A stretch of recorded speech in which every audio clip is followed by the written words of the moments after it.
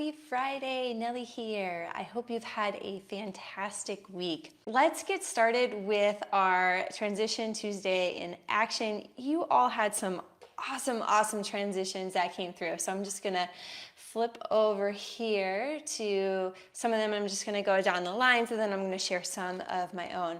Nicola had a shoulder stand, roll down to waterfall to extended bridge. So if we think about shoulder stand up like this, and she said roll down to waterfall. So here we are in our waterfall, just creating, a figure L or a letter L on the ground, waterfall. And then she said move into bridge pose, maybe a supported bridge with a block underneath, which is awesome.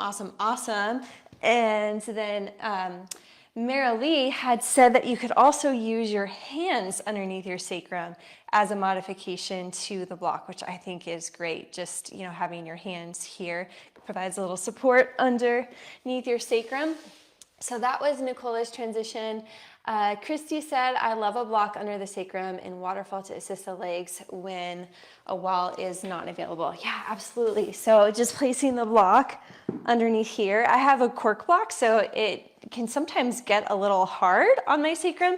And then I think a foam block works a little bit better. So here is just a modification with the block underneath your sacrum, which is a great option. So thank you, Christy, for sharing that one. And then Eve had this really powerful transition that she shared. And so she said, starting here in waterfall pose, reach up to grab the toes and then slowly roll back to proud pose. Just go as slow as you can. Imagine you're pressing each vertebra into the earth or lifting it off the ground if you're going backwards. And then same thing, coming forward to here. And then I think she said release the feet and let the feet lower down. Come back up, grab the feet again, and roll back to plow pose. So such a powerful transition, and it really works your core, especially preventing your lower back from coming up. So you could even use a block underneath your sacrum here. So I loved that transition. Thank you, Eve, for sharing that one. All right, and let me just flip over here. How are we doing?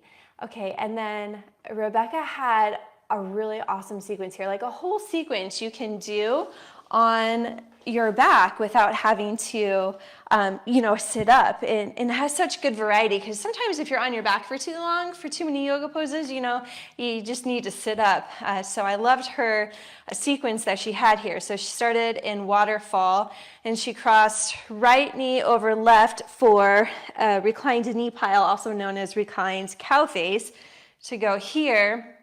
Then eagle legs into a reclined twist, just like this, which, that feels really good. And then moving into like cat pulling the tail, where you grab your bottom foot and extend the other leg straight. So that was nice. And then come back to your reclined twist, back to center, unravel, and take the same thing on the opposite side. Reclined knee pile is one of my favorite poses to do. And then take eagle legs, twist to the other side, and then take cat pulling its tail here. Come back to your twist, to the center, and release. So awesome sequence. That, I think I'm going to use that in my class as the cool down portion of class. So thank you, Rebecca, for sharing that. And Sonia said, supported bridge to waterfall with block still in place. Lower feet, remove block, knees to chest to windshield wipers. So I love this because, you're here in supported bridge. Let's say I just have the block like this. I like to do supported bridge with my legs straight, because it just opens up my hip flexors a little more. So you're like this, and then you can lift your feet up into waterfall pose, which feels pretty awesome. Then lower your feet down, remove your block, knees come to chest, and rock side to side, or you could even take windshield wipers with your feet to the ground like this. So great transitions. I loved all of the variety that everyone shared with their transitions. So I have a few of my own, and my transitions tend to be a little more powerful just because I teach a power vinyasa class, and I like to do a lot of strength building in my classes to some extent. So for waterfall pose, one of my favorites to do, arms come out to the side. You can start with your legs at a 90-degree bend, is just to lower your knees down to each side. So this is really working your core to help strengthen your obliques, and then you can go with straight legs, just side to side here. And make sure I'm even, come to the center. So that's one core strengthening you can do from waterfall pose. Again, you can do that with the knees bent. And another one you can do is just a reverse crunch. So Marilee had said, you know, hands underneath the sacrum, and that could also work for a reverse crunch. Maybe tap your toes down, lift up. This could be your first option. Next option is both legs straight, or you could even alternate with lowering one leg down and then the other and just kicking here, or again, you could go with straight legs, and you could even lift up into shoulder stand and come right back to waterfall. Lift up into shoulder stand, right back to waterfall. So that's working your lower abdomen. Another one you could do is hands behind your neck and just cross elbow over to knee and go side to side. The intention though is to keep your shoulder blades lifted so that your core is active the whole time. So those are some of my core exercises I like to do from a waterfall position. Now, as far as stretching, Rebecca had mentioned knee pile in her sequence, and I love that one. Another one you could do from waterfall is to take like a figure 4 and pull here, just like this. You could even lower your foot down, arms come out to the side, and then you could just twist over to one side like so. Come back to the center, lift up, and then switch out your legs.